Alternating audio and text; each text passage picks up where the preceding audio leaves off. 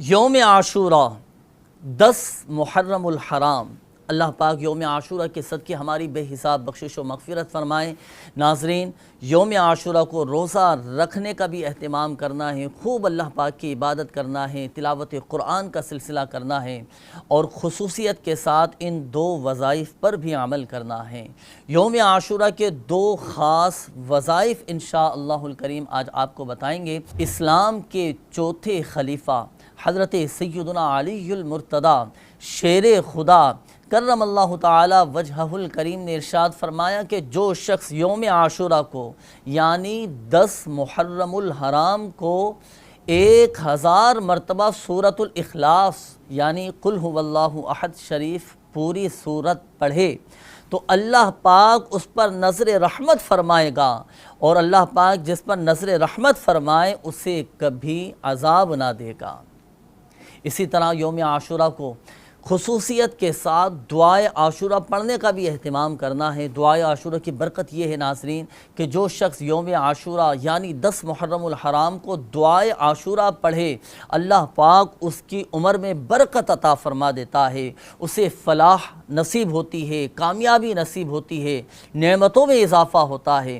تو یوم عاشورہ کو آپ نے خصوصیت کے ساتھ دعائے عاشورہ بھی پڑھنی ہے۔ بسم اللہ الرحمن الرحیم یا قابل توبت آدم یوم عاشورا یا فارج کرب ذی النون یوم عاشورا یا جامع شمل یعقوب یوم عاشورا یا سامع دعوت موسیٰ و ہارون یوم عاشورا یا مغیث ابراہیم من النار یوم عاشورا یا رافع ادریس الی السماء یوم عاشورا یا مجیب دعوت صالح فی الناقۃ یوم عاشورا یا ناصر سیدنا محمد صلی اللہ تعالی علیہ وسلم یوم عاشورا یا رحمن الدنیا والآخرہ ورحیمہما صلی علی سیدنا محمد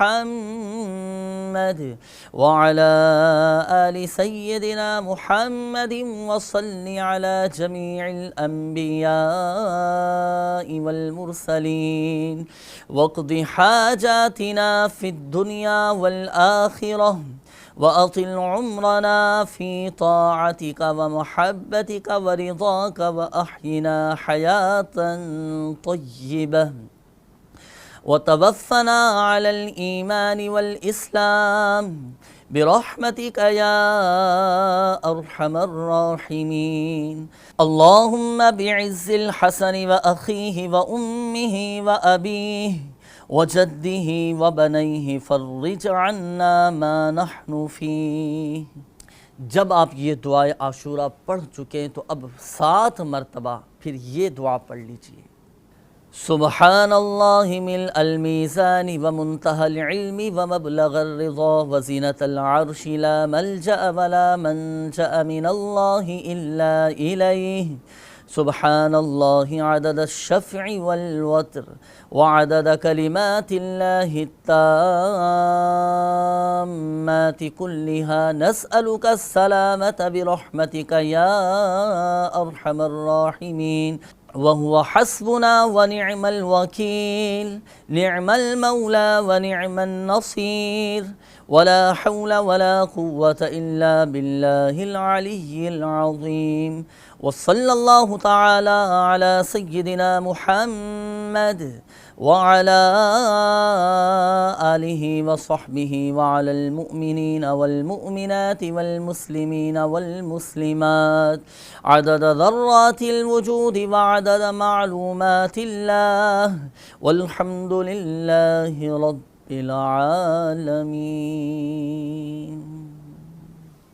تو یوم عاشورہ کو 10 محرم الحرام کو آپ نے یہ دعا ضرور پڑھنی ہے۔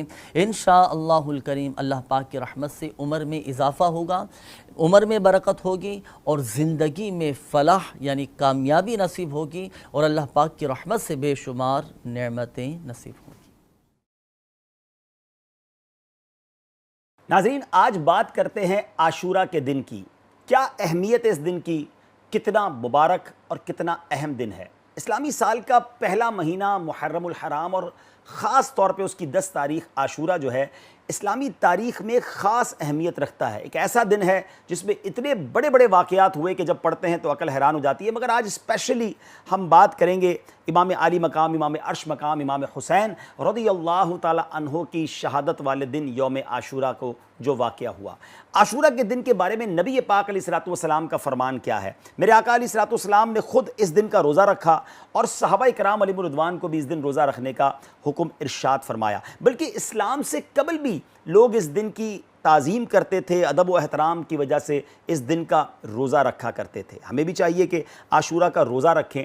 اب عاشورے کے دن ہم نے کیا کیا کام کرنے ہیں؟ آج یوں سمجھیے کہ کچھ عاشورہ کی عبادت کے بارے میں بات کرتے ہیں. عاشورہ کا روزہ گناہوں کو مٹا دیتا ہے. جی ہاں، نبی پاک صلی اللہ تعالیٰ علیہ وسلم کا فرمان عالی شان ہے اور یہ مسلم شریف کی حدیث ہے کہ مجھے اللہ پاک کے کرم سے امید ہے کہ عاشورہ کا روزہ 1 سال قبل کے گناہ مٹا دیتا ہے. سبحان اللہ. اسی طرح میرے آقا علیہ الصلوۃ والسلام کا فرمان ہے کہ جو 10 محرم کو اپنے بچوں کے خرچ میں فراخی کرے، یعنی ان کے لیے اچھا کھانا پکائے اور ان کے لیے خرچ زیادہ کرے، تو اللہ پاک سارا سال اس کو فراخی دے گا. اور حضرت سفیان ثوری رحمۃ اللہ تعالی علیہ فرماتے ہیں کہ ہم نے اس حدیث کا تجربہ کیا تو ایسا ہی پایا. اب ناظرین، آئیے عاشورہ کا دن ہم اور کیا کیا نیکیاں کر سکتے ہیں. تو میں خاص 12 نیکیاں بتاتا ہوں جو ہم نے اس بار نیت کر لیں عاشورہ کے دن کرنی ہے. نمبر 1، روزہ رکھنا ہے، صدقہ کرنا ہے، نفل نماز پڑھنی ہے 1000 مرتبہ قل هو اللہ شریف. پھر نمبر 5، علماء کی زیارت کرنا. نمبر 6، یتیم کے سر پر ہاتھ پھیرنا. نمبر 7، اپنے اہل و عیال کے رزق میں وسعت کرنا. نمبر 8، غسل کرنا. نمبر 9، سرما لگانا. نمبر 10، ناخن تراشنا. نمبر 11، مریضوں کی بیمار پرسی کرنا. اور نمبر 12، دشمنوں سے ملاپ یعنی صلح و صفائی کرنا. تو یہ 12 نیک کام ہم نے انشاءاللہ عاشورہ کے دن کوشش کر کے کرنے ہیں اور شہدائے کربلا کو ایصال ثواب بھی کرنا ہے. وہ کس طرح ہوگا کہ عاشورہ کے دن نواسۂ رسول، جگر گوشائے بطول، امام علی مقام، امام عرش مقام، امام حسین رضی اللہ تعالی عنہ نے اپنے رفقا کے ہمراہ جو گلشن اسلام کی آبیاری کے لیے اپنے جانوں کی قربانی دی، ہمیں اس دن شہدائے کربلا کے ایصال ثواب کے لیے قرآن خوانی، ذکر و درود اور نظر و نیاز کا بھی اہتمام کرنا چاہیے. اللہ کریم عاشورہ کے دن کی برکت ہمیں عطا فرمائے اور یہ دن روزے میں اور خوب عبادتوں میں گزارنے کی توفیق عطا فرمائے. صلو علی الحبیب صلی اللہ تعالی علی محمد صلی اللہ علیہ وسلم. السلام علیکم. جی، ہم پروین پونے سے بات کر رہے ہیں. جی پروین صاحبہ بتائیے، سوال بتائیے گا. جی، سوال یہ ہے کہ جو عاشورے کے دن جو نماز پڑھتے ہیں نا جی ظہر کے پہلے، جی اس نماز کی فضیلت. جی اور ایک اور سوال ہے کہ شیعہ لوگ جو ماتم مناتے ہیں اس کی وجہ کیا ہے؟ ٹھیک ہے، انشاءاللہ بتاتے ہیں. بہت شکریہ آپ نے ہمیں کال کیا.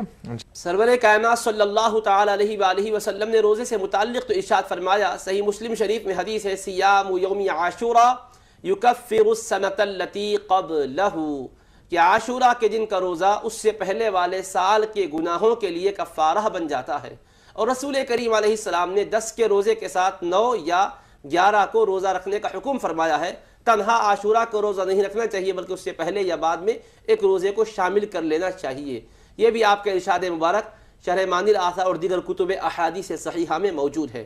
اب رہا نماز کا مسئلہ، تو اس سلسلے میں علامہ عبد الرحمن صفوی شافعی رحمۃ اللہ علیہ نے نزہۃ المجالس میں ایک روایت کوٹ کی ہے جس میں رسول کریم علیہ السلام سے وہ اس حدیث مبارک کو ذکر کرتے ہیں کہ جو عاشورہ کے دن 4 رکعات نماز اس طور پر ادا کرے کہ ہر رکعت میں، یعنی 4 رکعت اس طرح پڑھے کہ سورہ فاتحہ کے بعد 11 مرتبہ سورہ اخلاص پڑھے گا، تو اللہ تبارک و تعالی اس کے 50 سال کے گناہوں کو بخش دے گا اور بروز محشر اس کے لیے نور کا ایک منبر بنا دے گا.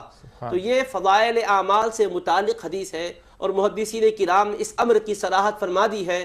علامہ حافظ ابن حجر عسقلانی رحمۃ اللہ علیہ اور دیگر محدثین نے، امام نووی رحمۃ اللہ علیہ نے بڑی شرح و بسط سے بحث کی ہے کہ فضیلت عمل کو ثابت کرنے کے لیے درجہ حدیث اگر صحت اور حسن کا نہ بھی ہو، ضعف کے درجے کی ہو، تب بھی فضیلت کا اس بات ہے، اس میں کوئی حرج نہیں ہے. تو لہذا فضائل اعمال سے متعلق اس روایت کو علامہ عبد الرحمن صفوی شافعی رحمۃ اللہ علیہ نے نزہۃ المجالس میں ذکر فرمایا ہے.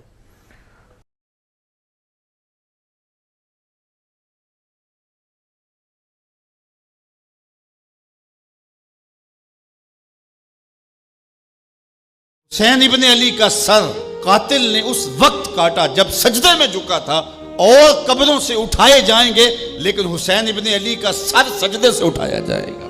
تو حسین تو آج بھی سجدے میں، اتنا طویل سجدہ کسی نے نہیں کیا جو حسین ابن علی نے کیا۔ اس پیاسے پر علی شیر خدا کو ناز ہے، اس نواسے پر محمد مصطفیٰ کو ناز ہے۔ اوروں نے بھی سجدے کیے پر اس کا عجب انداز ہے، اس نے وہ سجدہ کیا جس پر خدا کو ناز۔ حسین تم کو زمانہ سلام کہتا ہے، تمہارے سجدے کو کعبہ سلام کہتا ہے، جمال گنبد خضرا سلام کہتا ہے، چمن کا گل و غنچہ سلام کہتا ہے، حسین تم کو زمانہ سلام کہتا ہے۔ اور اس روزے کے بارے میں رحمت کونین صلی اللہ علیہ وسلم کا فرمان ملتا ہے کہ جس نے 10 محرم الحرام کا روزہ رکھا تو یہ اس کے سابقہ 1 سال کے گناہوں کا کفارہ بن جائے گا۔ تو آپ دیکھیے 1 سال کے گناہ جتنے بھی ہیں پیچھے سب کے سب معاف ہو جائیں گے اس ایک روزے کی برکت سے۔